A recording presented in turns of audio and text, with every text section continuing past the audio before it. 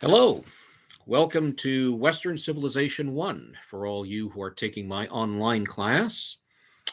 I will be your host and your guide through what I like to call, and you Stranger Things fans will appreciate this, a curiosity voyage through the story of the development of the Western world and its peoples and civilization. It is a human story filled with both triumphs and tragedies that are part and parcel of the human story generally. History is more than just a study of the past. It is, in fact, an attempt to pull together and interpret facts in order to tell a compelling story about the past.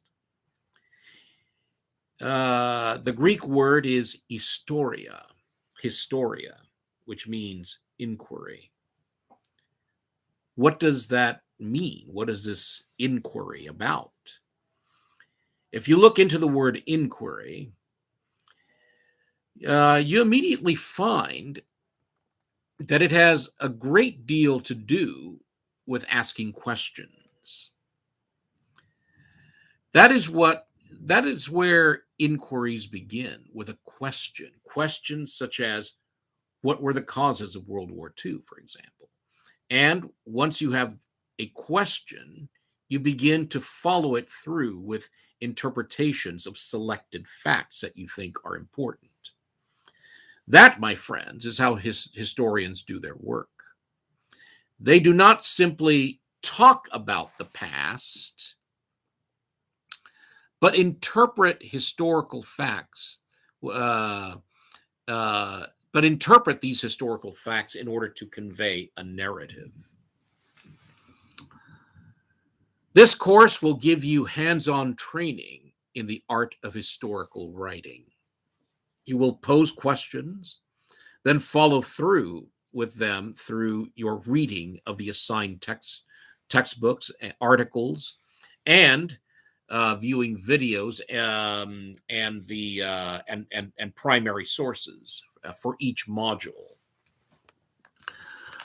It is important that you follow the instructions for each module. Each module will give you your reading and writing assignments, as well as quizzes and tests you will have to take. Follow the instructions. Among your assignments, you will be required to contribute to the discussion board. You need to do two major things on the discussion board. First, pose your own questions.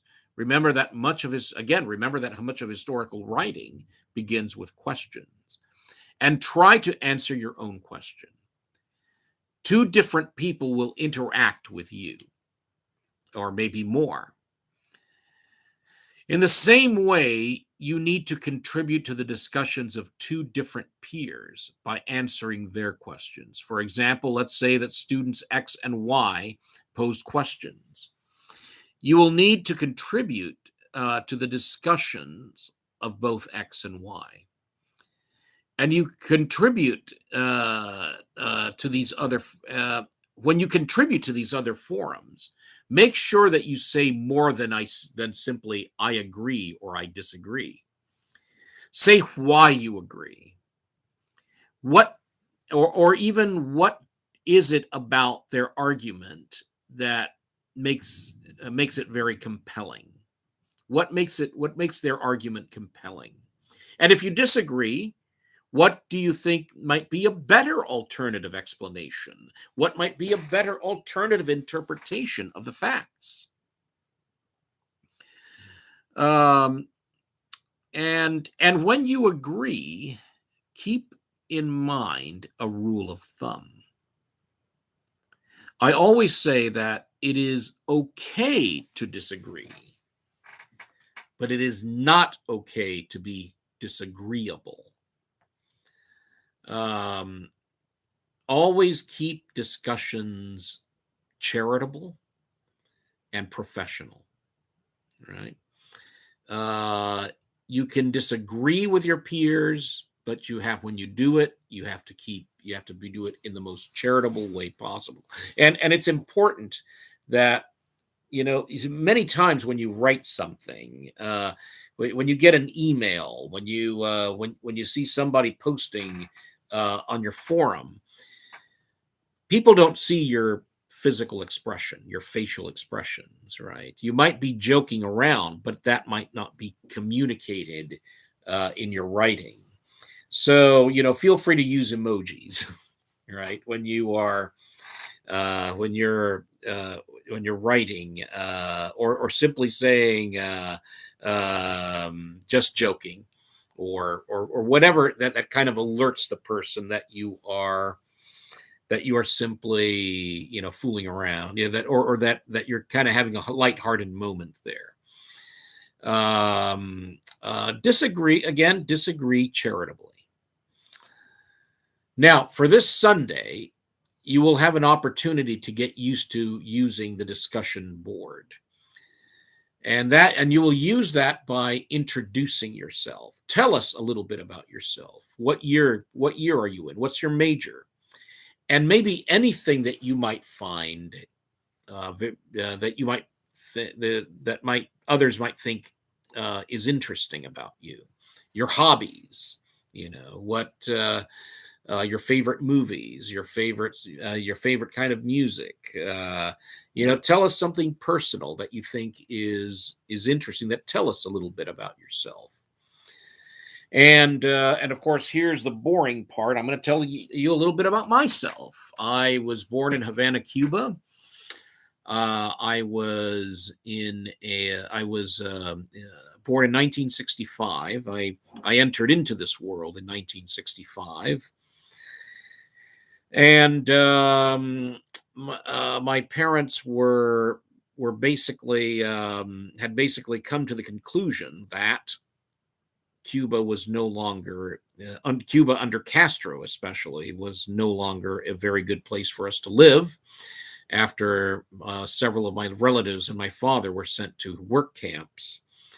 And, the Cuban work camp under Castro, if you know anything about the Soviet gulags, think the Soviet gulag, but in the tropics, right? With mosquitoes the size of dinosaurs feeding on your flesh.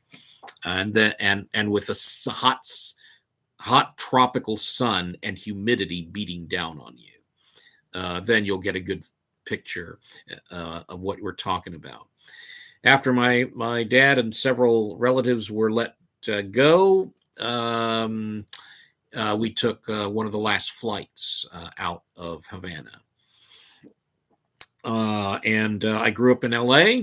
I went to mostly LA schools, educated by Lutherans and Brethren.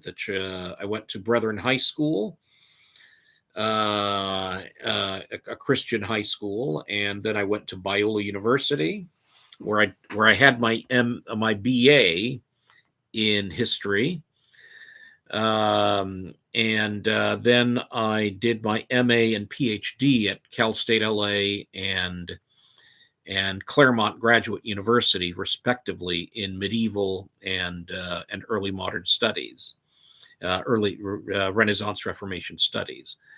So I'm basically a medievalist, but I teach in the honors. I've been teaching in the Honors College for 8 years now. Before that, I taught at my alma mater, Biola, in California, for about 17 years. So I have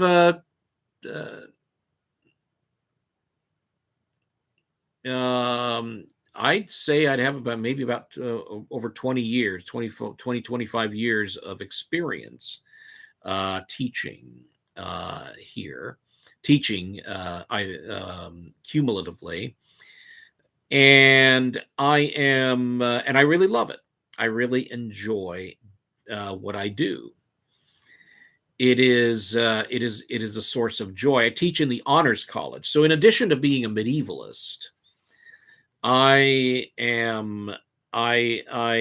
also teach the great works of the Western world, from Homer to the moderns. So that's what I do in the Honors College. And again, that too is a great source of joy for me to do. So that's me.